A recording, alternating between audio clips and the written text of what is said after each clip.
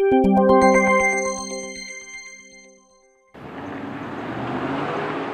it's a little frightening. Very scary situation. I smelled smoke this morning. We've had this type of thing happen before. I think fire is probably one of the most frightening things that anybody can encounter. And with the wind blowing the way it is, you never know which direction it might take off in. These kind of fires take time to get the resources there. So we called for a lot of stuff early on, and they've been doing a good job of hitting the hot spots. We've got a lot of hand crews on scene as well, working the area and trying to get on top of things. We've got approximately 30 units on scene, anywhere from regular fire engines that you'll see driving down the road to brush trucks, to heavy brush trucks as well. And we've got about 130 personnel on scene. Got mandatory evacuations. Actually had a police officer just walk right into my house and say, "We're evacuating now, get out." Grab what you can and get moving, because it was moving this way quick. We evacuated approximately 30 homes.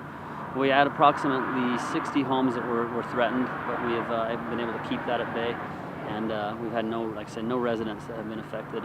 There was a small outbuilding, kind of a garage that was burned, but there are no residents that were actually burned. We have a lot of dry brush along this ridge line here that is always concerning. Am I going to lose my home and lose all the things that we've worked for all these years? We've had some air resources with us today. We've had one small prop airplane that drops some fire retardant, as well as 2 Black Hawk helicopters. We're doing water drops to help support this. It was kind of unique to see all the people, the aircraft flying in and out of the water treatment plant here, ducking down, getting the water, and flying over the fire. It was a thrilling type situation, but also very concerning. Anything from above that we can get down on it helps us get the upper hand. Well, somebody's got to be the bucket brigade, right? Yeah. Glad they have that size bucket.